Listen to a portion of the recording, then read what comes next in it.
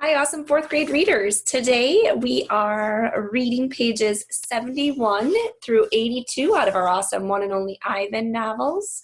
We want to thank HarperCollins Publishing Company for giving us the opportunity to use this for educational purposes. Thank you for tuning in for another edition of Online Reading Together. Our first chapter is called Stella Helps. And the last time we left off with some pretty heavy words from Stella. She says, "It will never, ever be okay." And she's referring to the fact that young little Ruby, the baby elephant, is now in captivity. She is now having to live in the Big Top Mall, which we know is not a place that puts animals' needs first. We know that Mac is very much all about making money. Okay, he's not concerned about taking good care of his animals there. Let's see what happens. Page 71, Stella Helps. The men are still yelling. Some of the yelling is at each other, but most of it is at Ruby.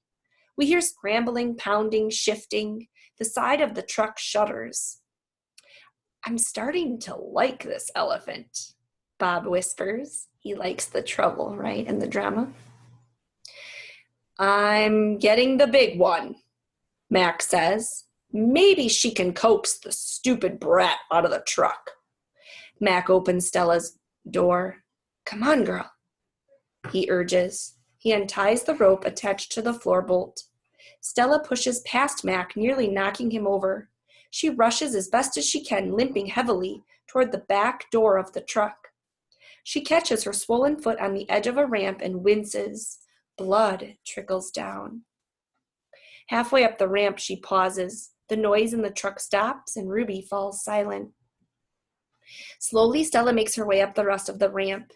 It groans under her weight, and I can tell how much she is hurting by the awkward way she moves.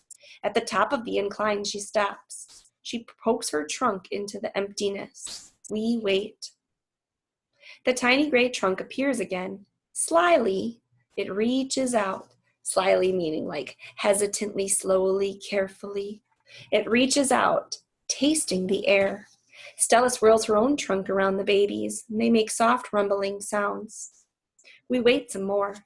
A hush falls over the entire Big Top Mall. Thud, thud, step, step, pause. Step, step, pause. And there she is, so small she can fit underneath Stella with room to spare. Her skin sags and she sways unsteadily as she makes her way down the ramp. "Not the greatest specimen," Mac says, "but I got her cheap at this bankrupt circus out west. They had shipped her over from Africa. Only had her a month before they went bust."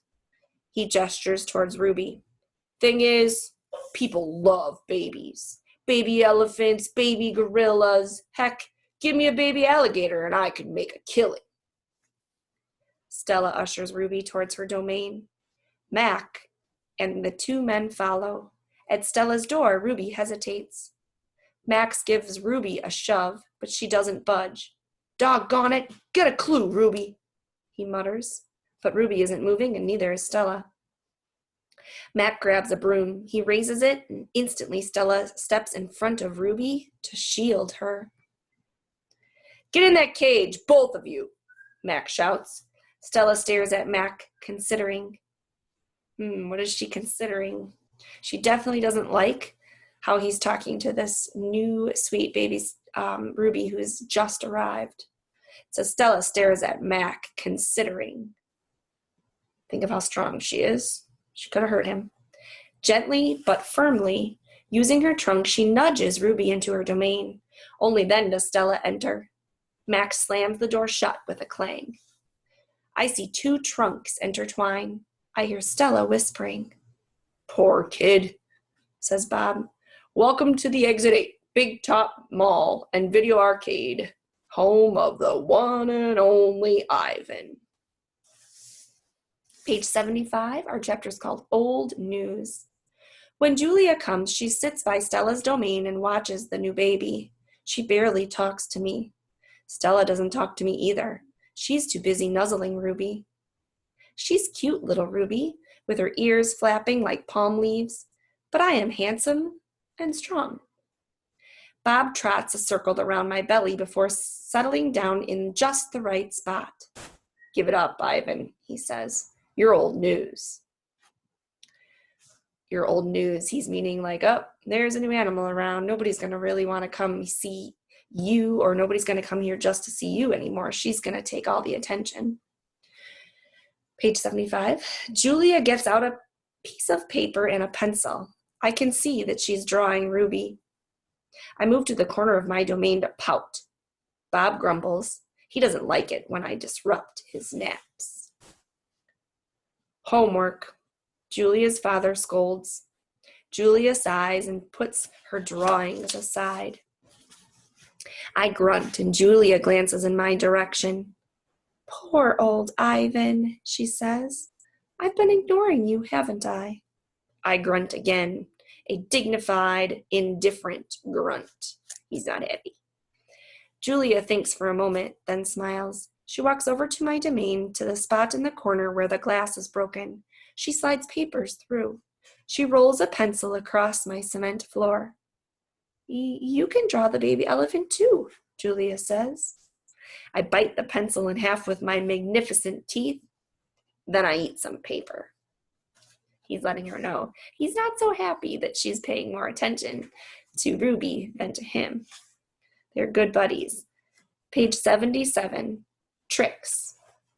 Even after Julia and her father leave, I try to keep sulking, but it's no use. What would it look like if you were sulking?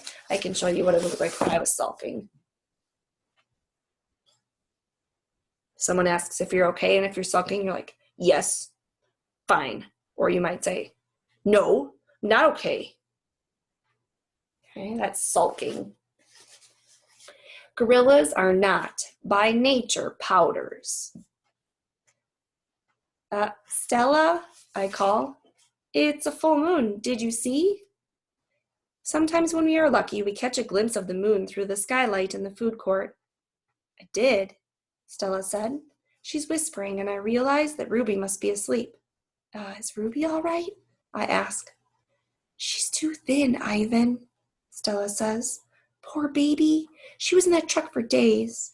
Mac bought her from a circus, the way he bought me. But he hadn't been there long. But she hadn't been there long. She was born in the wild, like us. Well, is she going to be okay? I ask. Stella doesn't answer my question. The circus trainers chained her to the floor, Ivan, all 4 feet, 23 hours a day. So they're not just talking like a school day, but she was chained all 4 feet all day long, all through the evening, and then would get to walk around for like what equaled an hour a day. It's very sad. I puzzle over why this would be a good idea. I always try to give humans the benefit of the doubt. Why would they do that? I finally ask. To break her spirit, Stella says, so she could learn to balance on a pedestal, so she could stand on her hind legs, so a dog could jump on her back while she walked in mindless circles. I hear her tired voice and think of all the tricks Stella has learned. So to break her spirit, they're saying to get her to understand that she's not free and she doesn't have any choices to make her own decisions. She has to do exactly what they're asking to do. There are no other options, as much as she maybe doesn't want to. Page 79, introductions. When I awake the next morning, I see a little trunk poking out between the bars of Stella's domain.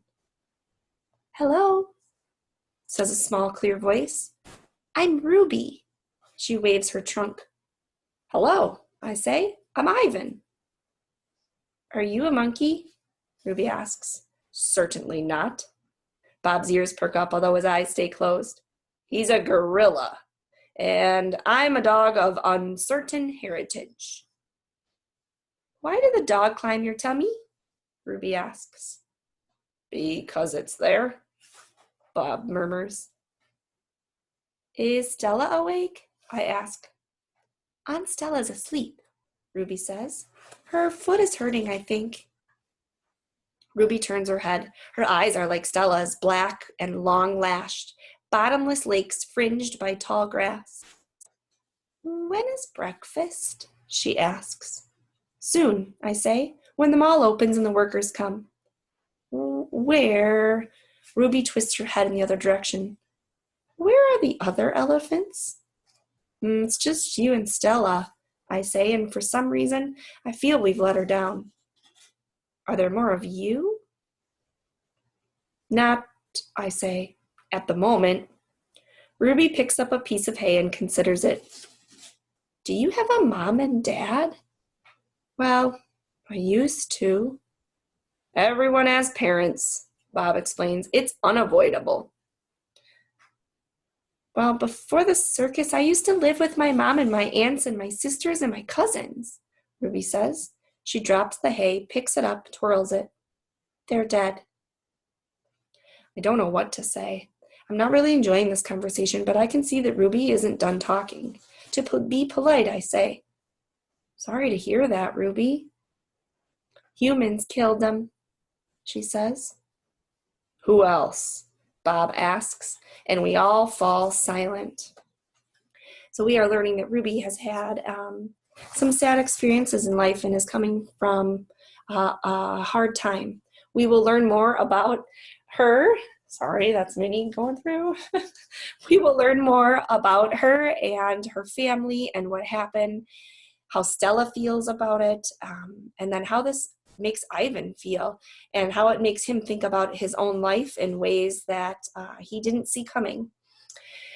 This is one of those parts in the book where we start to learn about how each character is impacted by other characters and their relationships that they have with each other and how that teaches them more about themselves and more about life.